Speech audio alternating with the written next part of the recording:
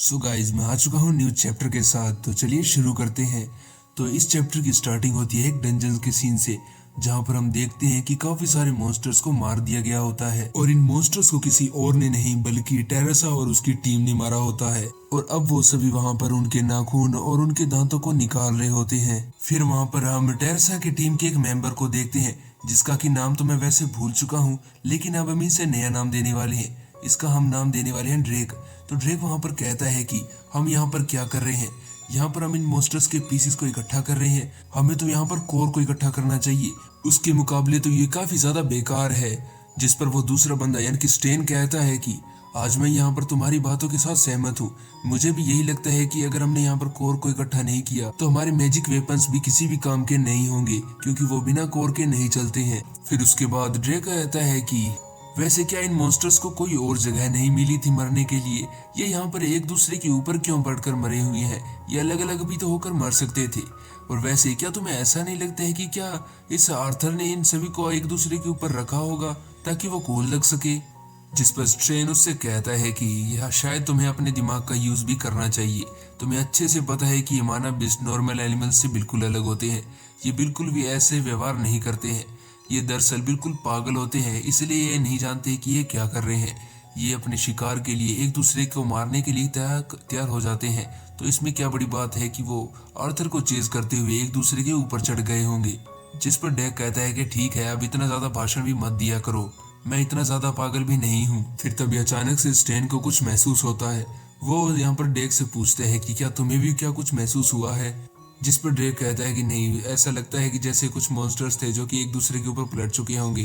फिर हम दूसरी ओर वहां पर दूसरे बंदों की ओर देखते हैं, जहां पर वो लड़की थी वहां पर अपना काम कर रही थी। तभी टेरेसा उसके पास आती है और कहती है कि क्या हमने इस एरिया को क्लियर कर दिया है?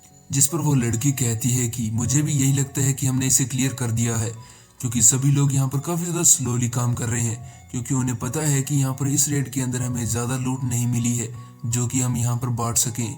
जिस पर एक रेड हेयर बंदा कहता है कि लेकिन इसमें अच्छी बात तो ये है कि हमें इसमें ज्यादा हाथ गंदे करने नहीं पड़े। जिस पर वो लड़की कहती है कि तुम वैसे तो सही कह रहे हो। फिर उसके बाद टेरेसा उन दोनों से पूछती है कि वैसे तुम इसके बाद यहाँ से कहाँ जाने वाले हो? जिस पर वो दोनों बताते हैं कि वैसे तो हम एक डंजन के अंदर जाने वाले थे, लेकिन उससे पहले हम किसी शहर में जाने वाले हैं ताकि हम वहां से जाकर अपनी सप्लाईज को पूरा कर सकें, और उसके बाद ही हम उस डंजन के अंदर जाने वाले हैं। टेरेसा बताती है कि वैसे हम यहाँ पर वापस अपनी फ्लाइंग कासल जाने वाले हैं, क्योंकि जब तक हमें कोई काम नहीं मिलता है तब तक हम कुछ भी नहीं कर सकते। वैसे भी हमें यहाँ आए हुए काफी ज्यादा टाइम हो चुका है। जिस पर रेड हेयर बंदा कहता है कि इसमें उदास होने की कोई बात नहीं है, वैसे भी तुम प्रिंसेस हो, अगर तुम्हें कभी भी आराम करने का मौका मिले तो तुम्हें उस पर उदास नहीं होना चाहिए। जिस पर टेरेसा कहती है कि वैसे तुम सही तो कह रहे हो, लेकिन ये तभी तक ठीक है अगर हमें थोड़े टाइम के लिए आराम मिले। और फिर उसके बाद हम बाकी बंदों की ओर देखते हैं, जहाँ पर हम डैन को देखते हैं जो कि कह रहा था कि ये काफी अजीब है। जिस पर वो बाकी लड़कियां उससे पूछती हैं कि डैन, क्या तुम्हें यहाँ पर कुछ मिला है?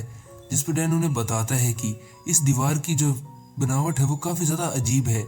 उसकी इतना कहते ही अचानक से उस दीवार के अंदर क्रैक पड़ने लगते हैं, और तभी डैन उनसे कहता है कि जल्दी से यहाँ से भाग जाओ। तभी अचानक से हम देखते हैं कि जो दीवार थी उसको तोड़ते हुए वहां से काफी सारे मॉन्स्टर्स निकल कर आने लगते हैं, जो कि साइज में काफी ज्यादा बड़े थे, जिन्हें देखकर वो तीनों वहां से भागने लगते हैं। और तभी हम देखते हैं जो उनके साथ फाइट करने के लिए टेरेसा और उसकी जो टीम थी वो वहां पर रेडी हो जाती है, और वो सभी लोग उन मॉन्स्टर्स के साथ फाइट शुरू कर देते हैं, जहां पर हर तरफ से लोग मर रहे थे, जहां पर टेरेसा की टीम के मेंबर्स और वहां पर उन मॉन्स्टर्स में से काफी सारे लोग मारे जा चुके थे।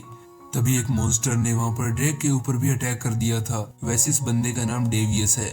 फिर हम देखते हैं जो टेरेसा थी और जो उसकी दोस्त थी वो वहां पर मिलकर काफी सारे मॉन्स्टर्स को मार देते हैं, जहां पर एक मॉन्स्टर ने उनके पीछे से आकर उन पर अटैक कर दिया था, लेकिन उन दोनों ने उसे डॉज कर दिया था। और जब वहां पर ऐसी फाइट हो रही थी तब टेरेसा के मन में ये चल रहा था कि आखिर आर्थर ने इन सारे मॉन्स्टर्स को कैसे मारा होगा। दूसरी ओर हम डेवियस को देखते हैं जो कि अभी भी उस मॉन्स्टर के साथ फाइट करने की कोशिश कर रहा था, जहां पर वो अपने हाथों को हिलाने की पूरी कोशिश कर रहा था, लेकिन वो हिला नहीं पा रहा था। तभी अचानक से उसकी दोस्त आती है और वहां पर उसकी मदद करती है, जहां पर वो आते ही उस डेविस से पूछती है कि आखिर तुम्हें क्या हो चुका है, तुम फाइट क्यों नहीं कर रहे हो? जिस पर डेविस उसे बताता है कि जब से मेरी फाइट आर्थर के साथ हुई है तब से मैं अपने हाथों को अच्छे से यूज नहीं कर पा रहा हूँ, शायद उस आर्थर ने अभी तक मेरे हाथों को ठीक नहीं किया था। फिर जो टेरेसा थी वो वहाँ पर कैरियस और डेविस को वहाँ पर कहती है कि तुम जल्दी से यहाँ पर जितना हो सके उतने ज़्यादा सोल्जर्स को अपने साथ लेकर उस दरवाजे से निकल जाओ। वहाँ पर कैरिया ऐसी करती है और वहाँ पर डेविस को उठाते हुए वहाँ से भागने लगती है, लेकिन जो मॉन्स्टर्स थे वो उसका पीछा कर रहे थे। तभी जो टेरेसा थी उसकी एक दोस्त वहाँ पर आ जाती है और वहाँ पर उन सभी मॉन्स्टर्स को मार देती है। और जो कैरिया और डेविस थे वो वहाँ पर सभी घायल सोल्जर्स को वहाँ से निकाल रहे थे, और जो बाकी थे यानी कि स्टैन और उसकी दोस्त वहां पर उन सभी मॉन्स्टर्स को रोकने की कोशिश कर रहे थे। उन सभी ने काफी सारे मॉन्स्टर्स को मार दिया था, लेकिन अभी भी काफी सारे बाकी थे। फिर हम रेड हेड बंदे को देखते हैं जो कि वहां पर काफी सारे मॉन्स्टर्स को मार चुका होता है, लेकिन अभी भी काफी सारे मॉन्स्टर्स ने उसे घेर रखा होता है। तभी जो उसका एक और मेंबर था वो वहां पर आता है और काफी सारे मॉन्स्टर्स को उड़ा देता है, जिसे देखकर वो रेड हेड बंदा काफी ज्यादा खुश हो जाता है। जहाँ पर वो उससे कहता है कि मुझे लगा ही था कि ये तुम ही होगे। जिस पर वो बंदा कहता है कि मुझे बाद में थैंक्स कह लेना, अभी हमें इसके साथ फाइट करनी है, हमारे पास अभी काफी ज्यादा बड़ी चीजें हैं जिनके साथ हमें डील करनी है। तभी जो मॉन्स्टर्स थे वो वहां पर आकर उनके ऊपर अटैक करते हैं, लेकिन जो टेरेसा थी उसने अपने मैजिक के साथ उन सभी को वहां पर बचा लिया था। उसने वहां पर शील्ड बना दी थी अपने वाइन्स के साथ, लेकिन वो मॉन्स्टर्स काफी ज्यादा स्ट्रॉन्ग थे कि उन्होंने उन शील्ड को तोड़कर वहां पर अंदर आ जाते हैं। लेकिन वो भी कुछ कम नहीं थे, उन सभी ने मिलकर उन सभी मॉन्स्टर्स को वहां पर मार दिया था। जहां पर वो हंसी मजाक करते हुए वहां पर काफी सारे मॉन्स्टर्स को मार देते हैं, लेकिन तभी वो पीछे मुड़कर देखते हैं जहां पर जो ड्रेन था उसे वहां पर कुछ मॉन्स्टर्स ने पकड़ लिया था। तभी वो रेड हेड बंदा जाता है और उस मॉन्स्टर को वहीं पर मार देता है और उस बंदे को उठाकर कहता है कि जल्दी से हमें यहाँ से इसे ले जाना होगा। लेकिन वो वहां से निकलने से पहले जब अपनी दूसरी दोस्त की ओर देखता है यानी कि हेलन की ओर, तो वो देखता है कि एक मॉन्स्टर ने उसके ऊपर अटैक कर दिया है और उसे उसके साथ फाइट कर रही थी। लेकिन तभी अचानक से एक दूसरा मॉन्स्टर उसके काफी ज्यादा पास आ जाता है और उसके ऊपर अटैक करने ही वाला था कि तभी अचानक से हमारा यहाँ से सीन चेंज हो जाता है और जो हमारा सीन होता है वो यहाँ पर फ्लाइंग कैसल की ओर आ जाता है, जहाँ पर हम आर्थर और ग्रैंडफादर को देखते हैं, जहाँ पर वो आर्ग्यू कर रहा था कि ग्रैंडफादर क्या आपने यहाँ पर उसके जो ऑफर उसको मान तो नहीं लिया है। जिस पर ग्रैंडफादर कहते हैं कि नहीं, अभी के लिए नहीं, लेकिन अगर हमने उनके इस ऑफर को मान लिया तो यहाँ पर काफी सारी जो इनोसेंट लोग हैं वो वहाँ पर बच जाएंगे। लेकिन आप ऐसा कैसे कर सकते हैं, आप अपनी फैमिली को उनके हवाले कैसे कर सकते हैं। जिस पर वासुरा कहता है कि आर्थर यहाँ पर सही कह रहा है। जिसके बाद ग्रैंडफादर कहते हैं कि मैं जानता हूँ कि मेरा यहाँ पर जो भी चॉइस होगी वहाँ पर उसके बाद यहाँ पर ऐसे कई लोग होंगे जो कि इसका विद्रोह करेंगे। जिस पर आर्थर कहता है कि तो क्या आप तुम सबको बताने वाले हो, ये तो तुम अच्छे से जानते हो आर्थर कि यहाँ पर जो भरोसा होता है वो एक बहुत ही चंचल सांप की तरह होता है। अगर तुमने कितनी भी ज्यादा मेहनत से उसे पा लिया हो, एक छोटे से झटके से तुम उसे खो सकते हो। और तुम आर्थर ये भी जानते हो कि एक लीडर को यहाँ पर उसके लोगों के जरिए ही यहाँ पर ट्रस्ट किया जाता है। लेकिन आर्थर क्या तुम मुझे एक और बात बता सकते हो कि क्या वो लोग मुझ पर ट्रस्ट करेंगे अगर उन्हें ये पता चलेगा कि मैं उनकी लाइफ्स को एक गैम्बलिंग टोकन की तरह यूज कर रहा हूँ। जिस पर आर्थर यहाँ पर कुछ नहीं बोल पाता है, लेकिन उसके बाद में वो कहता है कि आप जाकर अब उन्हें अपना प्लान बताने वाले हैं, तो इसके बाद में तो इसका मतलब यही होगा कि आप उन्हें ये मौका दे रहे हैं कि वो क्या कहना चाहते हैं। अगर क्या होगा अगर उन्होंने ये चुना कि वो अपने लीडर्स को ही सैक्रिफाइस कर दें।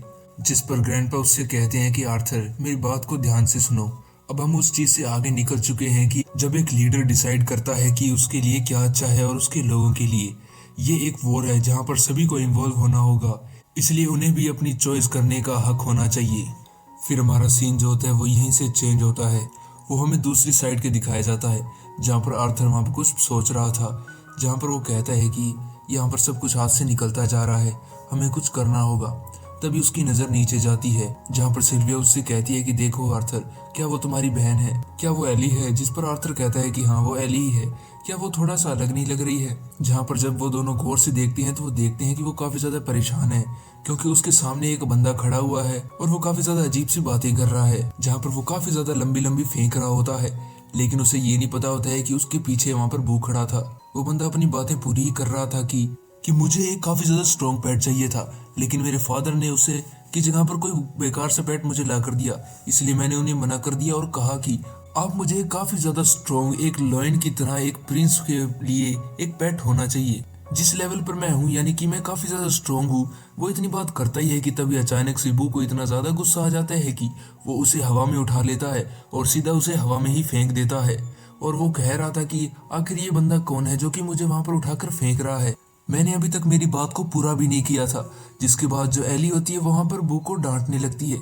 वो उससे कहती है कि बू, तुम ऐसे भी किसी को भी उठाकर हवा में नहीं फेंक सकते हो जिसे तुम लाइक नहीं करते हो, आगे से ऐसा बिल्कुल भी मत करना। तभी वो देखती है कि उसका भाई यानी कि आर्थर उसके पास चलते हुए आ रहा था। वो जाते ही जल्दी से जाकर उसके गले लग जाती है।